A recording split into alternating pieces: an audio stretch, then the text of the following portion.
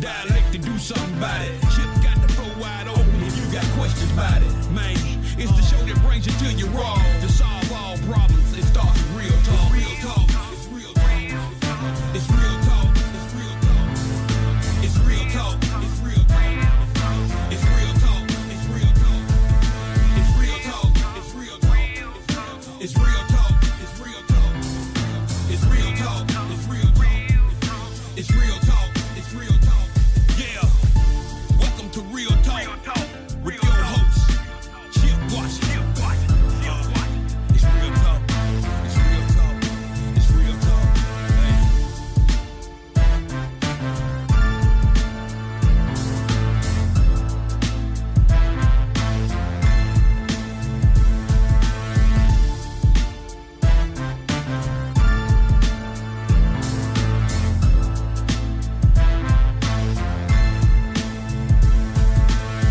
And here we go on this Monday evening in the city, 6 o'clock straight up. That means it is time for Real Talk Memphis. Glad to have you with us. I am your program host. My name is Chip Washington. Of course, you know who you are. And once again, we reconvene for another hour of information and, of course, news that you can use. I hope that the last 7 days for you have been decent and in order, so to speak. Everything has gone okay since the last time we communicated. But gang's all here tonight. We are all very glad to be back in the air chair because, boy, I tell you, man, there's so much stuff happening in our city these days. You have to pray from the time you hit the ground until it's time to end the day. But again, so happy to have you with us for the next hour. We hope that you can stick with us tonight. We have a pretty good show on tap, we think, and we hope that you will think so after it is all said and done. In terms of how you get this fine piece of radio broadcasting, well, you know, I'm always glad when you ask that question. We are on right now, 91.7 live on WYXR. That's 91.7 on the FM dial. You can also catch us on the YXR app, the TuneIn app. We are broadcasting on Facebook Live this evening. And, of course, once the show has been posted, you can catch us a little bit later on in the weekend. We'll post to YouTube. And as we are a podcast, you will be able to pick up our show wherever you are in this country and wherever you get your podcast. Now, you can't do any better than that. I don't care what you say. You just can't do it. So there is how you find us, how you get us, and how you keep us. In terms of our show tonight, I think we have some good information for you that we would like to share. We are going to be speaking with Jerri Green.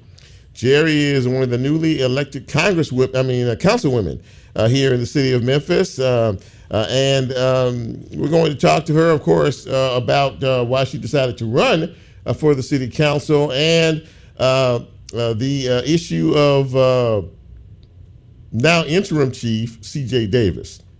I'm still working on that. I still can't in my head figure out why they chose that as an option. But since we were last together last Tuesday, of course, the council was going to talk about a reappointment. Clearly, in discussions that were had with Mayor Paul Young and some of the council folks, there were not enough votes that were going to change anything. There's a lot of the word chaos was used by the mayor in terms of not only what's happening in our streets, but is what's happening in terms of this process. So that has been tabled now. She is still the police chief, but she has the interim title in front of her name. And once again, I still can't figure that out. I just don't, you wake up in the morning and you're the police chief of the city of Memphis. You go to bed that night and now you're the interim police chief of the city of Memphis. A little backwards there, but we'll talk to Jerri about that, how they came to that decision and what she thinks about all of this moving forward. A little bit later on, we'll be speaking with State Representative Sam McKenzie out of Knoxville. I wanted to get a reading on what is happening in our legislative arena up there in Nashville. Last year it was a complete mess. And of course, gun control is still one of the major topics of conversation and discussion that needs to be had. But I wanted to get a read from him. And then, of course, last Friday, there was a press conference. I'll talk to you about that in a minute, about what the legislature is proposing as an add-on to the state constitution. So we'll talk to Sam about all of that. And a bit later on, with the snow and the ice and the rain, and of course the ever familiar potholes. One of the things that all of this caused was an issue with our water. We had a first ever boil water notice. We had a boil water advisory going on. We had water pressure that was either non-existent or very, very low in many areas.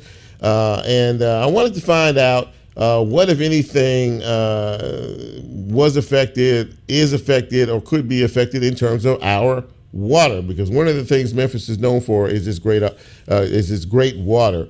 So we're going to have our good friend Sarah Houston, aka the Water Warrior, will be joining me. She's the executive director, of Protect Our Aquifer, and she will also have another guest with her from Flint, Michigan. And of course, if you've been keeping up, a few years back, Flint was all over the news every night for the lead pipe situation, which affected their water there as well. So we're going to talk a little bit about our water concerns, and if there are any, what we're looking for, and what may happen in the future with Sarah a bit later on in the broadcast. But this is the time of the show where we salute you.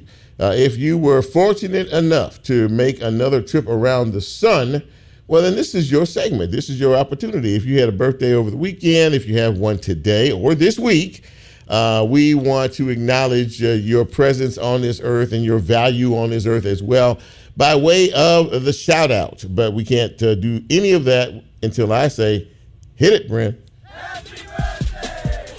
All right.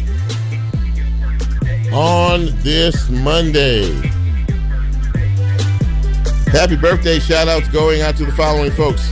Ms. B. White, celebrating a birthday today. Happy birthday to Juliet Nelson, to Terrell Cole.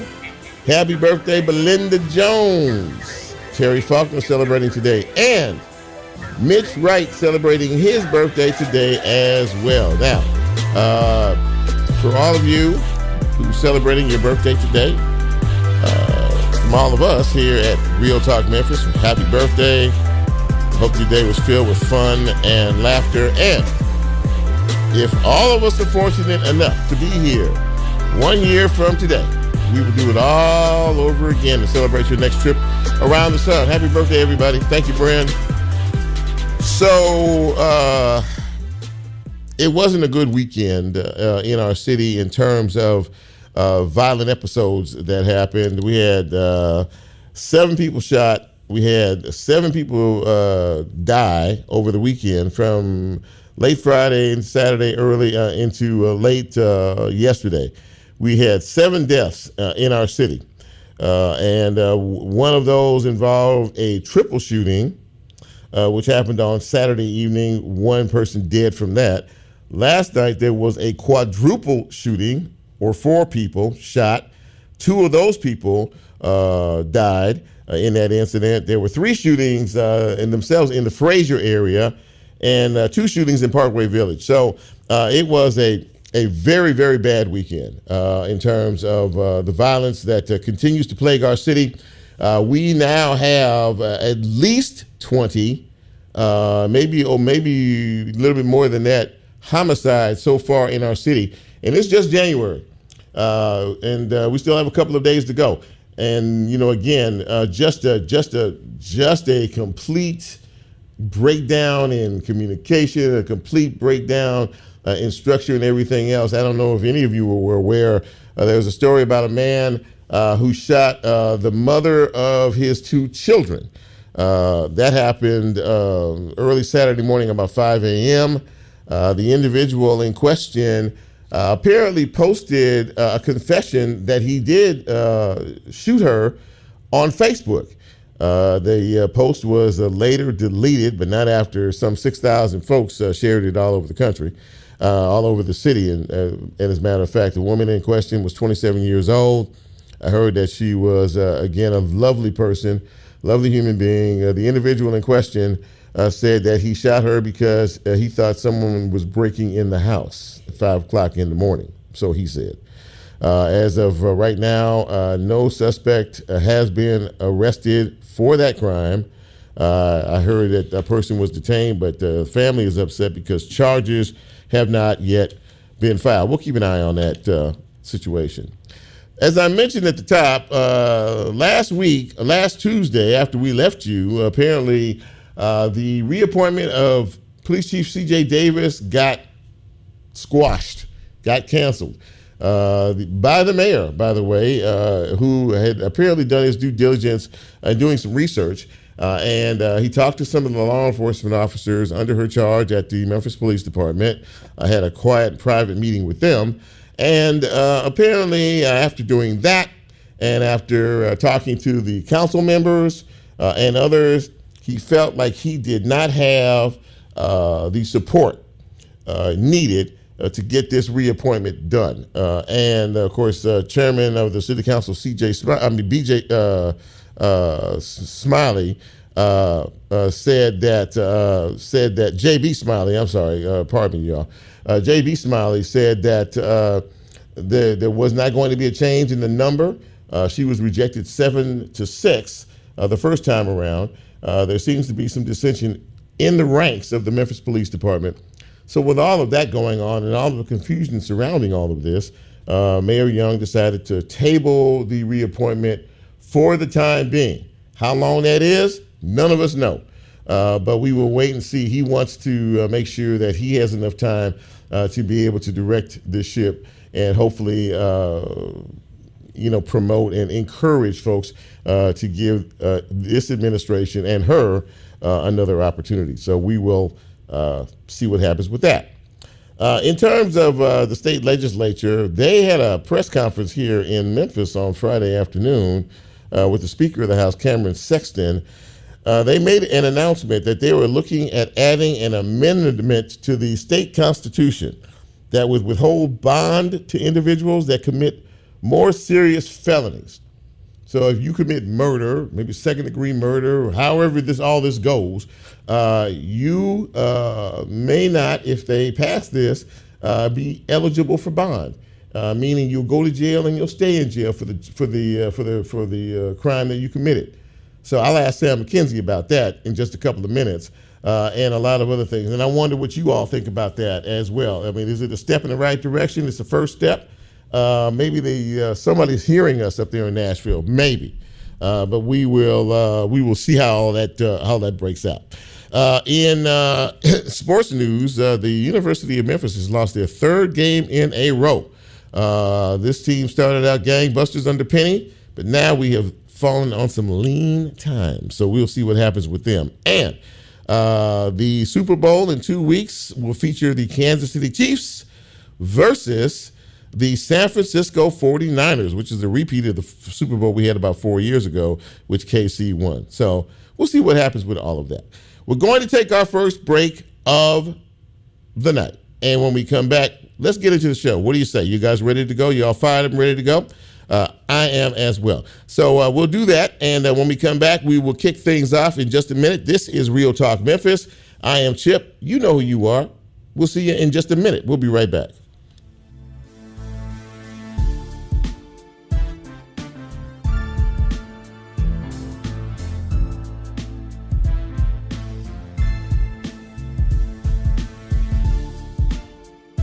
If you like Real Talk, here's a way you can get involved. Do you have a show topic idea or suggestion? Want to be considered a guest or have a guest idea? Then send Chip a message on his Real Talk show page and you can be a part of the Real Talk experience. So as he always says, go out and tell somebody. We'll be right back.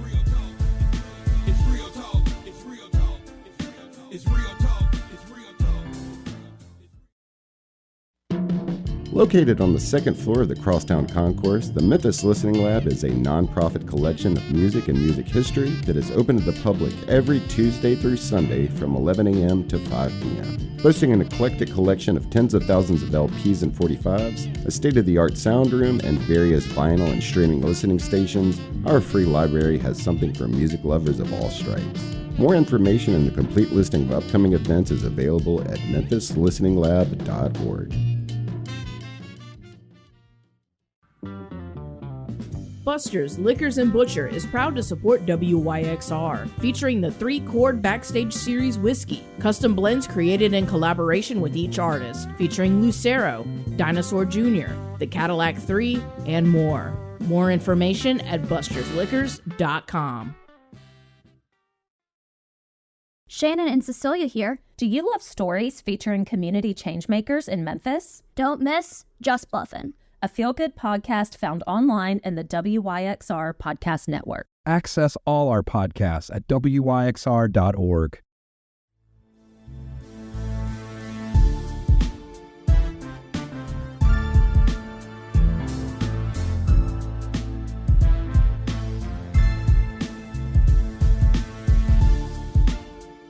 Get Real Talk on the TuneIn mobile app under WYXR, and he's now streaming live on Facebook. And you can also catch a rebroadcast on YouTube. Just put WYXR in the search box and hit subscribe. Now back to more Real Talk with Chip Washington.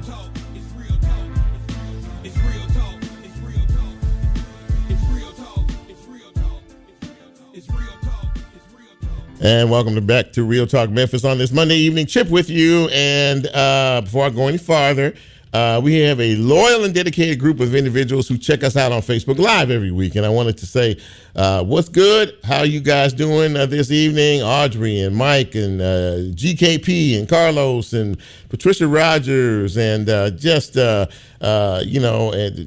Denise. I see you on there as well. Thank you all for being with us tonight. And I want to thank our first guest, of course. We've never met, and this is the first time he's been on our show, and I'm very happy to have him. The state legislature is back in session up in Nashville. And of course, there are always hopes in reference to some of the business that they take care of that will affect us in a very positive way. So I wanted to reach out and speak with someone, and I'm very happy to have our first guest. He states Representative Sam McKenzie out of Knoxville. He is serving his second year as chairman of the Tennessee Black Caucus of State Legislators, and he joins me now. And if it's okay to call you Sam, listen, I really appreciate you coming on the show, and welcome to Real Talk Memphis. Good to be here. Absolutely, call me Sam, and I'm looking forward to the conversation. It's good to get the information and the voice out of Nashville. We kind of live up here on the bubble sometimes. Absolutely that. Well, I alluded to the first thing I want to ask you about is I alluded to this at the top. Cameron Sexton was here on Friday meeting with several of our local leaders, of course, police chief, the district attorney, and several other people. They held a press conference to announce the possibility of adding an amendment to the state constitution that would withhold bond for individuals that commit more serious felonies. And I wanted to get your take on that in terms of, first of all, is that a good step? Is that a positive step? I mean, are people starting to listen up there? What's your take from the floor? Well, it's a mixed bag. To me, it's a dangerous proposition because you're putting more power into our judges' hands. And right now, our judges are being selected for their political aspects and aspirations as opposed to doing proper judgment of the law. So it scares me. I fully understand we're dealing with a lot of crime by repeat offenders, and we need something about that. But I just worry that, one, this goes a little too far, and secondly, what are we doing on the front end? It's very reactive, in my opinion. What exactly are we doing on the front end to try to prevent some of these crimes in terms of our resources? Now, last year, of course, there was a very unfortunate incident not too far from where you are at the elementary school up there that killed 6 people. And there were demonstration after demonstration after demonstration for people pleading and begging the state house, which is dominated by the Republican Party, to do something to address gun control.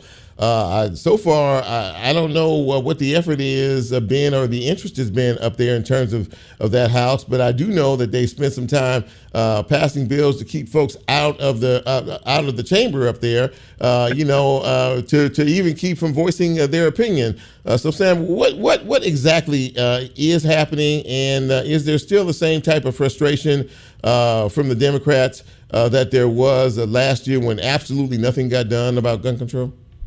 Right. We are focusing on the wrong things. We're worried about citizens coming into the people's house.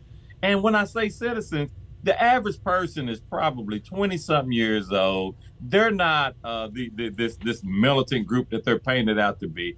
They're people that are angry because we're doing absolutely nothing. And we continue to do absolutely nothing. Now, the Democrats introduced bills, and we're going to introduce all kinds of bills to try to put training back in, to try to give some relief on these 30 magazine rounds, to do some real gun reforms. Hey, the Second Amendment is clear. No one's talking about taking guns, but to take 30 shots to hit that deer that you're trying to shoot, no, what it's used for is for some things that really don't make sense. And also, if someone is proving themselves to be a risk to themselves or other people, we know it. The family knows it. The aunt knows it. The neighbor knows it. They'll go to court and get approved. Those people, we need to temporarily take those guns away from them, because time and time again, we're finding those are the ones that are going out there committing these kind of heinous acts. Yeah, I mean, it really does seem frustrating from the perspective of, just what we're doing here, of course, in Shelby County, in Memphis and Shelby County. It's a big problem, and I'm sure it's a big problem statewide as well. But I mean, there is a palatable frustration, and there's fear here, and there's mistrust here, because every day that goes by, we're waiting for another body to drop, and we feel like that someone up in Nashville ought to be paying enough attention to what is going on here to really understand. Now, I do know that there are some representatives, and I won't say all, that there are some that are putting bills on the floor to be considered that are sort of generally focused, on guns. But if I'm hearing you correctly, not even enough focus is being placed on these issues. And really, I guess I want to ask you, are your Republican colleagues more centered? Some of the ones that you work with on a daily basis, do they hear us? Do they understand us? And are they focused on trying to do something substantial in terms of this issue? Honestly, I think they hear us, but they're listening to those right-wing zealots out there, like the Tennessee Firearms Association, that only want to cut laws. They're listening to the people that want to allow guns into the Liberty Bowl Stadium, into Neyland Stadium, into any public building. That's who they're listening to. And if not but for a few on the other side of the aisle, a lot of these measures are going to get passed. So they hear it. They hear these covenant mothers that are showing up to every meeting. Mm-hmm. They empathize with them, but at the end of the day, their votes are aligning with those NRA, Tennessee Firearms Association type people who putting monies in their pockets, but they're also threatening them with a primary. They're saying, well, if you don't do what we want, we're going to put someone in a little further right wing than you are, a little more of a gun nut than you are, and beat you in your primary. So that's the balance that they think they have to deal with. But at the end of the day, you got to go with your heart. You were elected to this position to be a guardian over this great state, and we can't continue to pass these bad bills or not pass some of the good ones that rein things back in. So again, I'm trying to make it make sense to them. I'm a hopeless optimist, and at the end of the day, I'm hoping that we'll be able to move some legislation that makes a good impact. Sam, as chairman of the Tennessee Black Caucus of state legislators, you all have an agenda as well. You all have some things that you're fighting for, that you want to see. What does your agenda, especially in the Tennessee Black Caucus, of state legislators. What are you all looking at? What are you all fighting for? What are you trying to see as a positive change in this session this year? Well, generally, I'll say if the life of a black person rises and gets better, I guarantee you every other ethnic group, race is going to do a lot better. So that to me is a true statement. It's something that we can count on. Let's make the lives of the African Americans in this state better. So how are we trying to do that? Education. We know our schools need some work. Our public schools, our charter schools, but we're not funding those schools at the appropriate level. We're in the 40s. We can do better. We have billions of dollars in the bank, and we're not spending these money. That's one thing. Mm-hmm. We're billions of dollars in Washington, D.C. because somebody called it Obamacare, and Obama's a black man, and that residue is still permeating the halls. The reason, and this benefits the rural white constituents as well, Tennesseans as well, but they won't vote for it for my opinion, obvious reasons. So what I'm hoping, what we're pushing for the Black Caucus, better education, better schools, more funding, better funding for schools, that we can have teachers that last a lot longer, get better teachers, hire trained teachers, getting back health as well. And, we got Blue Oval coming. I think that's going to be a great project. We've got others in East and Middle, but we also need to continue to drive those wages up to where people can have a fair chance and get a good affordable housing. So those are the things that we're focused on. Additionally, a lot of what we do is play defense.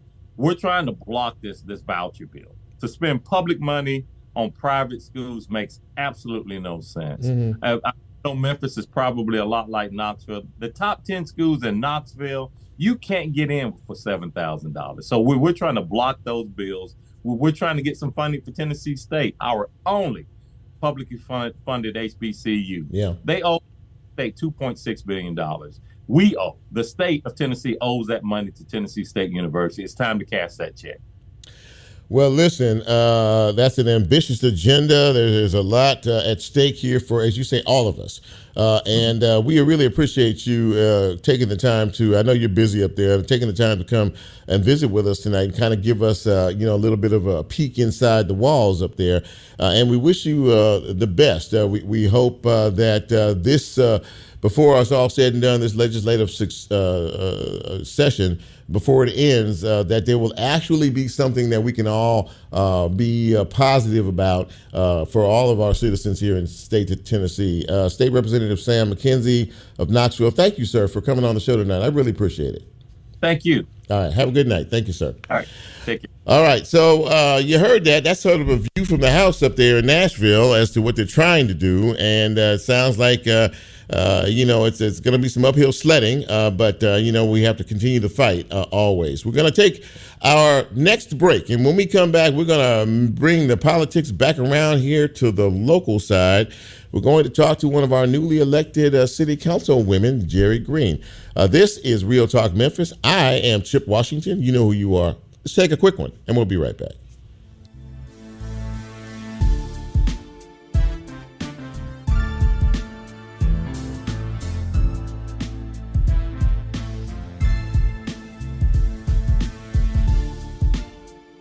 If you like Real Talk, here's a way you can get involved. Do you have a show topic idea or suggestion? Want to be considered a guest or have a guest idea? Then send Chip a message on his Real Talk show page and you can be a part of the Real Talk experience. So as he always says, go out and tell somebody. We'll be right back. It's real talk. It's real talk. It's real talk. It's real talk.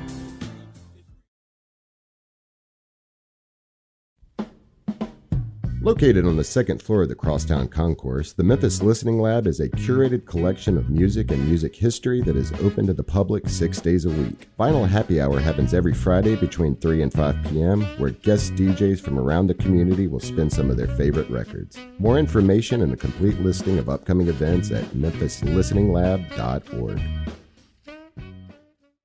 Programming on WYXR is brought to you by a grant from Arts Memphis, who has been working behind the scenes for 60 years to grow the foundation of Memphis arts.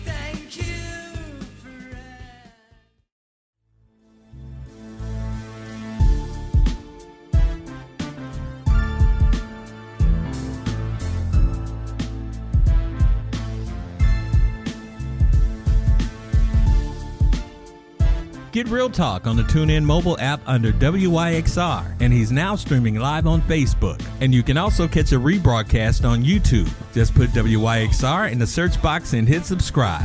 Now back to more Real Talk with Chip Washington.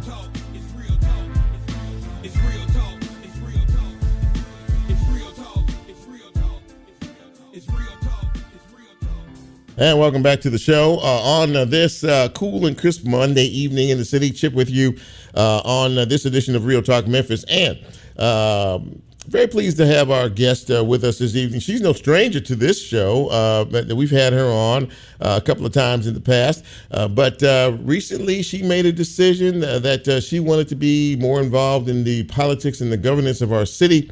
She ran for the city council in her district, and she won. And we were very pleased to have our good friend, Councilwoman Jerri Green with us. And Jerri, it's great to see you. How you doing? I'm good. How are you, Chip? I'm doing fine, thank you. Well, first of all, congratulations, on your victory. And you all had quite the agenda so far this year. You've had a couple of city council meetings, and some very important issues came up. One of which, of course, was the reappointment of our current police chief, C.J. Davis. Well, that one surprised many of us out here when that was rejected in a 7-6 vote. You were one of the folks that voted against. Since then, the second meeting, which happened last week, it was supposed to try it again, I guess, but.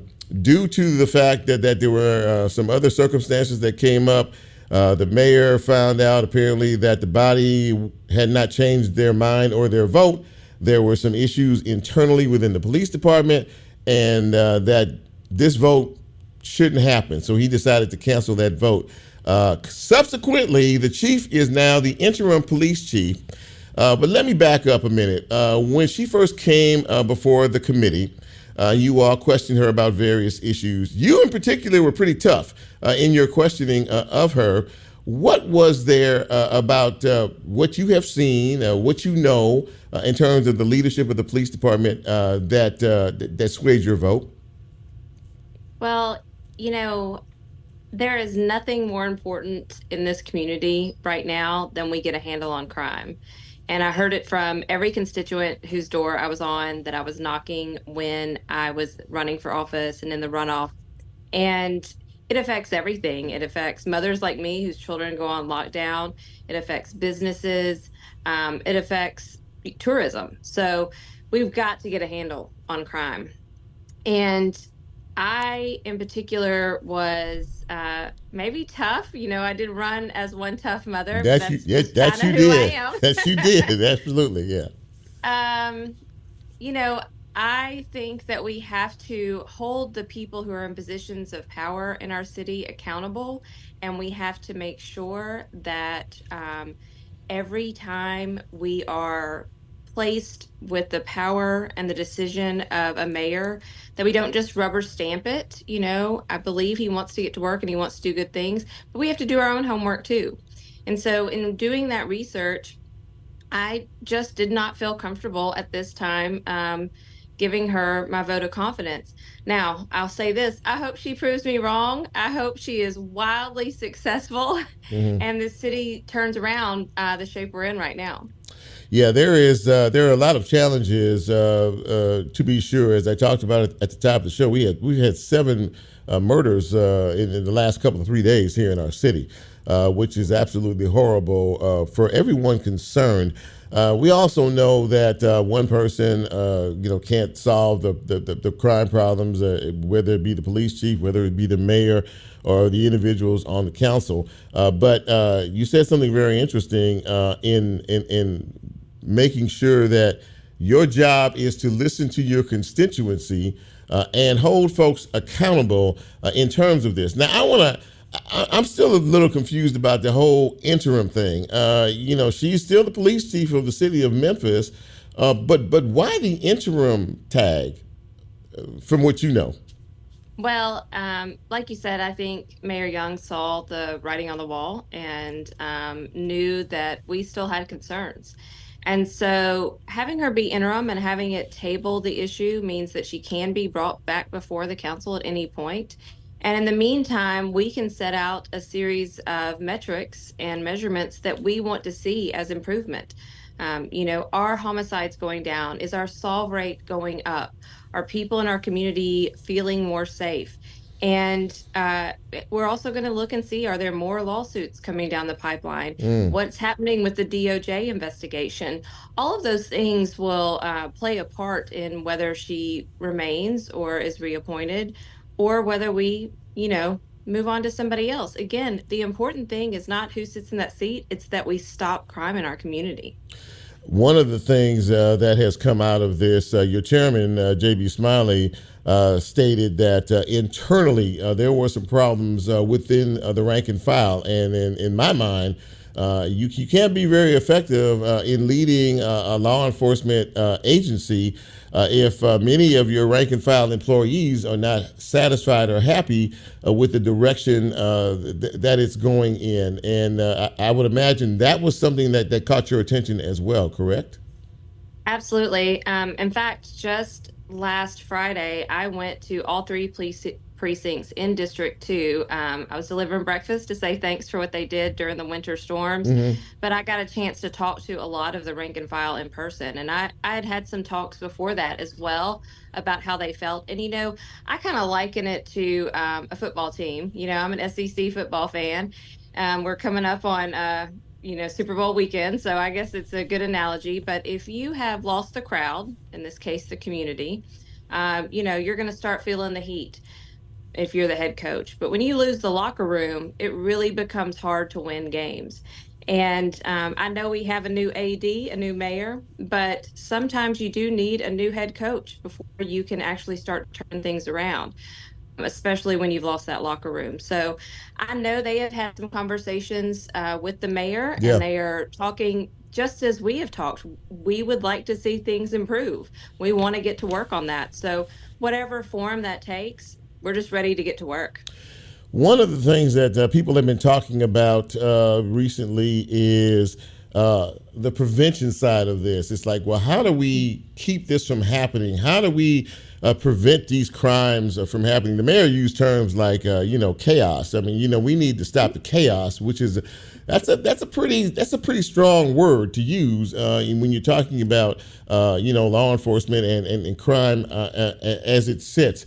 Is that something that you individually are thinking about as well? I mean, the prevention of crime. Can we actually come up with some solutions or something that could help to prevent what we're seeing in our streets today?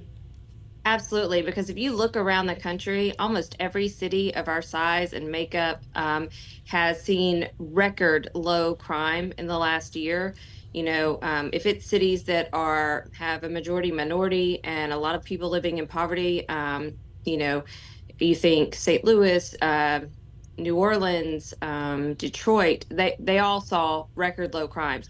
You think of places that have permitless carry, Nashville, Knoxville, Montgomery, they saw reductions in crime.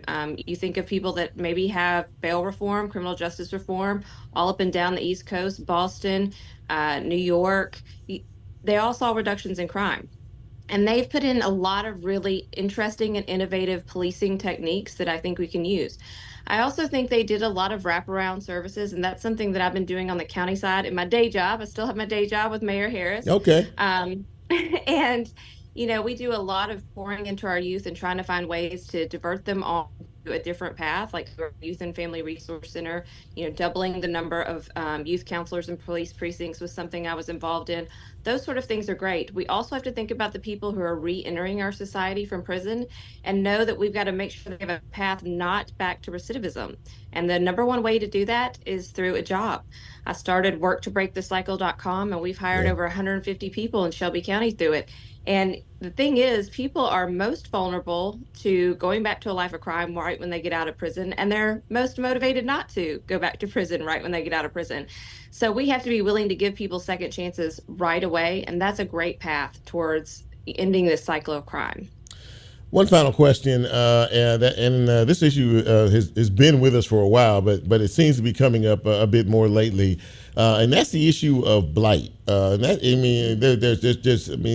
time I pick up something, I'm reading the frustration in neighborhoods and communities about the trash, about the blight, and that brings forth a certain element. Is that something that you're also focused on?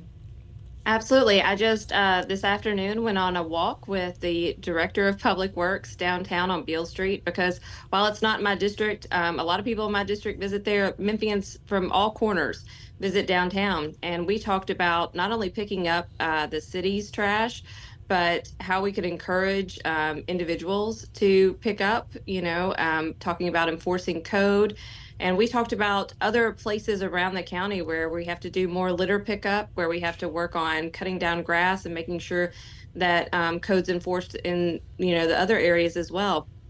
I've been a part of projects where once properties go into the land bank, we give them for a nominal fee to nonprofits who then turn them into rejuvenated low-income housing. I'm interested in working on stuff like that in the city side too. We've definitely got to get a hold of making sure that we're all doing our part. See, the thing about crime is it's going to take all of us. Yes. So you got to put your trash in the trash can. You got to mow your grass. You got to keep your house up.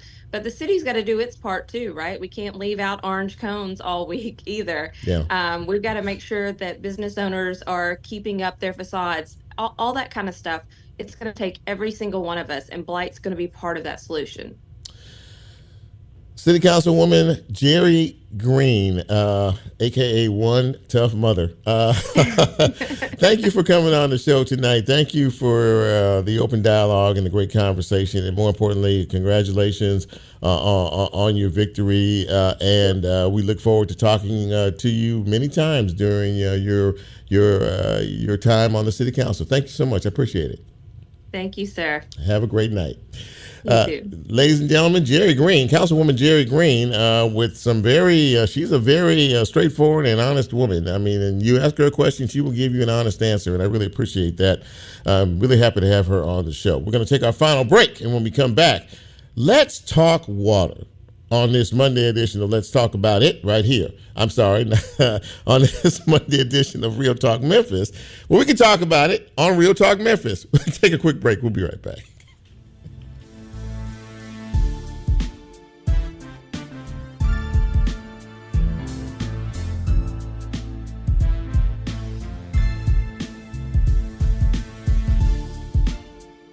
If you like Real Talk, here's a way you can get involved. Do you have a show topic idea or suggestion? Want to be considered a guest or have a guest idea? Then send Chip a message on his Real Talk show page and you can be a part of the Real Talk experience. So as he always says, go out and tell somebody. We'll be right back.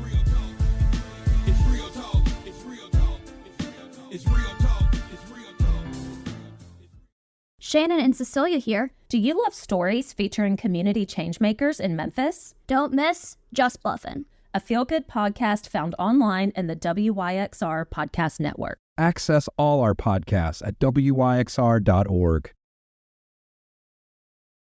Did you know when you purchase a specialty arts license plate, you're supporting the Tennessee Arts Commission and organizations like WYXR? It's easy. Just take your old plate to your county clerk and swap it out, or choose the arts plate when it's time for renewal. Show your love for WYXR and other Tennessee arts organizations by visiting tnspecialtyplates.org.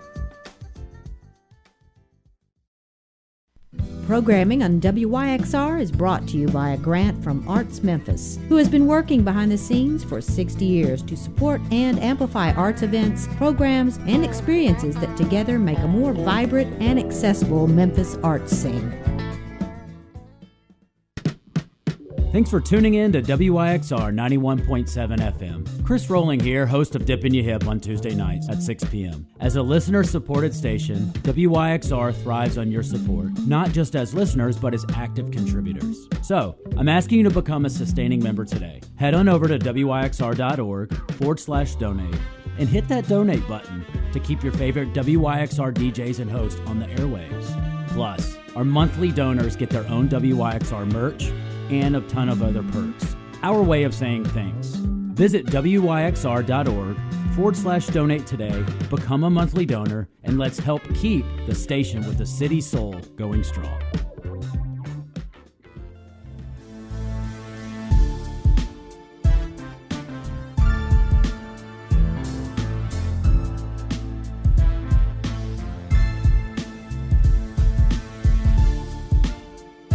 Get Real Talk on the TuneIn mobile app under WYXR, and he's now streaming live on Facebook. And you can also catch a rebroadcast on YouTube. Just put WYXR in the search box and hit subscribe. Now back to more Real Talk with Chip Washington.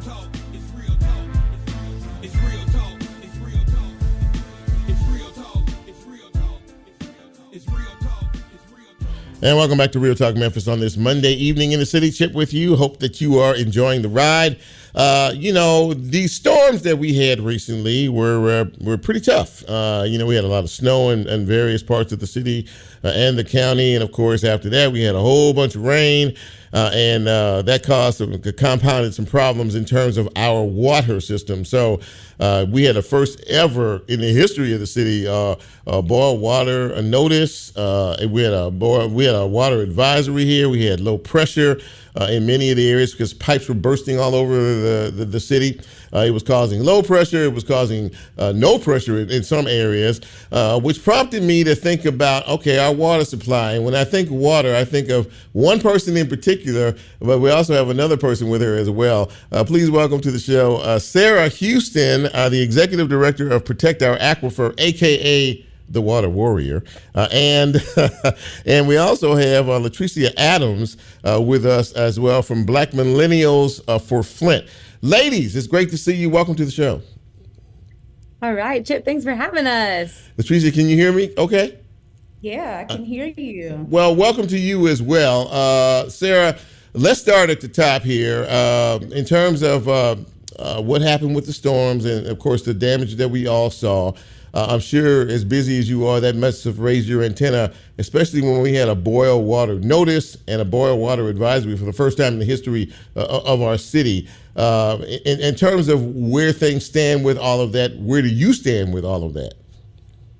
Yeah, those first few days of the storm, I think everybody, thought we were getting out of it scotch-free. We didn't have any major issues, but when that thaw really started to happen, that's when we saw those breaks.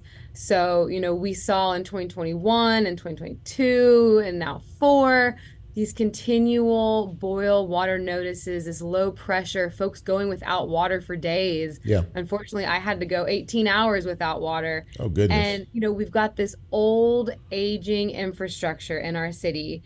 And MLGW, Memphis Light, Gas, and Water, they're in charge of all that water distribution system. And for a long time, they did not make any major infrastructure upgrades. And we're paying the price now. The good news is it could have been worse, and it wasn't as bad as it could have been. But we're still really keeping the pressure on MLGW to really continue to go after federal funding for our water infrastructure upgrades. And we can get into this in a little bit, but think about how do we make sure that the big water users are paying the cost for those upgrades and not us residential water users, because it's imbalanced right now. We're paying way more than industry pays for water. Well, that's interesting in and of itself. And I do know, and I think I want to ask you about it because it was in my head. I think you talked about trying to create some sort of an advisory board or some sort of a community board in reference to all of this. I know I'm messing that up, but tell me what you. No, you're on the right track. What you guys? No, I'll let Latricia speak on this a little bit. But okay. The thing with boil water notice is it's about getting access to that information that, hey, if you have water, it needs to be boiled. And so sometimes just getting that information, there's text alerts or social media. It's mostly word of mouth too.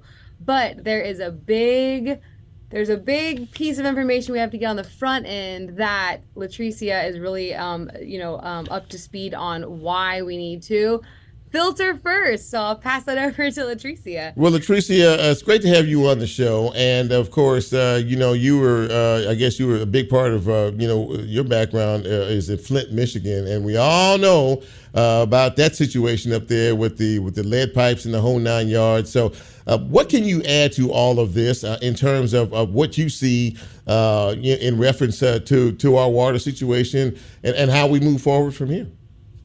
Sure. So thank you for that question. So one of the things that's really important to the work that I do is to think about our water infrastructure and the things that happen with climate change, which exacerbates the issues that we see, is to also focus on public health. So one of the things that is really important when we talk about a boil water notice is to filter first if you suspect or if you have confirmed lead service lines. So adjacent to the issue that we have with this water infrastructure crisis, we do have up to 24,000 lead service lines throughout the city of Memphis. Many communities are, of course, Black communities, so lots of old pipes and just old infrastructure like in Orange Mound, where my family is from, the Riverside community of South Memphis, parts of North Memphis. In addition to even beyond just the lead service lines. If you live in a home that hasn't been updated, if you don't have the money to do the proper modernizations, you may have lead in your indoor plumbing, meaning your water fixtures, so in bathroom sinks and kitchen sinks, the pipes under the sink. So whenever you do a boil water notice, just as a precautionary measure, it's really important to make sure, rather to be safer than sorry, right? To advise people to filter if they have filters before boiling. The rationale with that is if you boil any water, I'm gonna take it back to physical science, if you boil water that has a heavy metal, so not just lead, it could be copper, arsenic, what have you, when you add that heat to it, it makes it stronger, it makes it more potent. So the rationale, again, just to be safe, in the instance of a boil water notice, you need to filter first. I do want to commend Memphis Light Gas and Water. Honestly, we have been working, trying to get this language updated at least since 2017. I do commend MLGW for ensuring that they did uplift that information. However, as Sarah mentioned, this is new to Shelby County, to Memphis, right? That's a lot of information to take in. You want me to filter the water? You want me to boil it? What do you want me to do? So I think a big part of that is around just education on what to do in the instance of a boil water notice, being proactive, not when it's just happening in the moment, but we know that these water issues, these extreme climate and weather issues are going to be pervasive. It's important to educate people on the front end. Yeah, absolutely that. And I know Sarah and I have talked many times in the past. And Sarah, do you think, do you concur with Latricia in terms of the communication effort and maybe the cooperation with MLGW, and particularly in light of what just happened, and really providing open and honest information to so many residents out here that they need to know about, and they need to be able to understand it. I know we go back a few years in terms of protect our aquifer and a lot of some of the things that were about to happen back then, but I mean, in terms of since you've been over all of this, are you seeing some progress being made? I know you run up and down the highway to Nashville trying to talk to the folks up in the legislature, but I mean, are things starting to change a bit in terms of the knowledge and really the dissemination of information in terms of our water? I think it's headed in the right direction. I think it's a really great question, Chip. And to Latricia's point, MLGW did add this new language about filtering before you're boiling. Now, they didn't have it on every single notification at the very beginning, so there was some room for improvement. But I think that, from when we had our first big, deep freeze boil water notice in 2021, no one knew what was going on at all. And I think that, unfortunately, a little practice makes perfect. So us residents are a little bit more used to this, but MLGW's messaging has improved a lot. And I think that, President McGowan, he's the new, I say new, he's been there for a year now, but, he's the new president and Right. CEO. He really wants to be actively communicating in these emergency situations. Now, where MLGW really needs to focus on improving is not just crisis communication.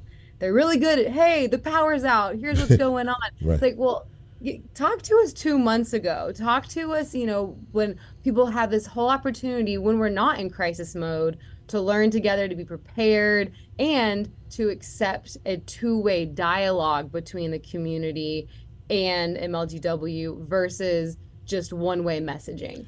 So that's really where we want to see MLGW continue to improve community relationships and education-wise. It shouldn't all be in this moment of crisis. That's when we hear from you. Proactive instead of reactive, which is what Latricia said a few minutes ago. In terms of opening the lines of communication, to all of us.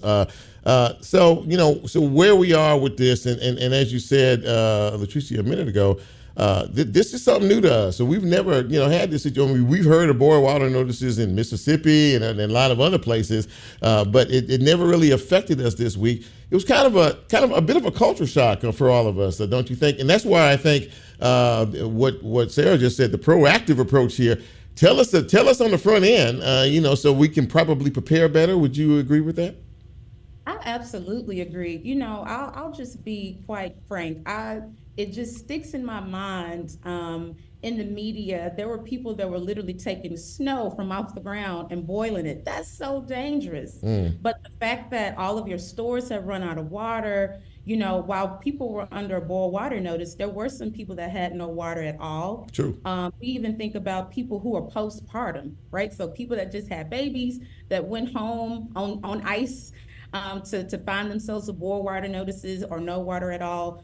So it's definitely a bit of, it's growing pains. In the South, we bragged historically like, oh, we got good weather. We don't have this really extreme winter weather. We can't really have those bragging rights anymore.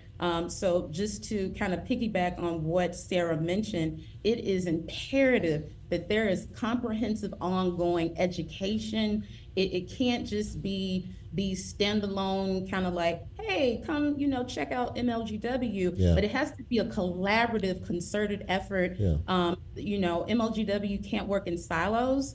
I will say that with President McGowan, he has been diligent with meeting one-on-one with community members. Yeah. I mean, that is not up for debate. He has been responsive. As I mentioned before, we have been trying to get updated language for the boil water notice since 2017. So I will say that it speaks to him being in this position where, under his leadership, we are starting to see change and hoping that it continues to move in a positive direction. But again, we have to break down the silos. There has to be a commitment to be collaborative, which has not always been the case with MLGW, but hopefully it'll change for the better. Well, listen, with you two, leading the charge, I can already. I'm motivated now. I'm a talk show host, so I'm motivated now. But listen, thank you both for coming on the show. Sarah, it is always wonderful to see you, my friend, and Latricia, great to meet you. Great to have you on the show as well. Keep fighting. Keep doing what you're doing because it is making a difference, one citizen at a time. Really appreciate you both. Thanks for coming. And Sarah, I'm going to hit you up again before the end of the year, right? So I'm just prepared. Let's do it. We got to do it again. Thank you so much, Chip. Water Warrior at your service. Absolutely. Y'all have a great evening. Thank you so much for being here. Appreciate you. Bye, y'all. Bye-bye. That wraps up this edition of Real Talk Memphis. As Brent plays us out, been a great show. I hope that you all have enjoyed the conversation this evening. I know I have as well. And if you like what we're doing around here, do me a favor. Tell some folks. Tell them, look, you ever checked out this Real Talk Memphis thing on Monday nights? Chip Washington. Check out his show. He's got some great guests, good information, a lot to digest, a lot to think about, a lot to talk about. We appreciate you, as always, for being a part of what we do. So for all of us here at Real Talk Memphis, for Bryn, handling the production duties, for Lola, being Lola. By the way, check out Level Lola each and every Monday evening at 5 p.m. She does her thing right before we do our thing. And it's a great show, by the way. And for Nicole, and for your humble host, Chip Washington, very happy to have you all with us. Be safe, be careful until the next time we reconvene 7 days from now. And for now, we are out. Take care. See you soon.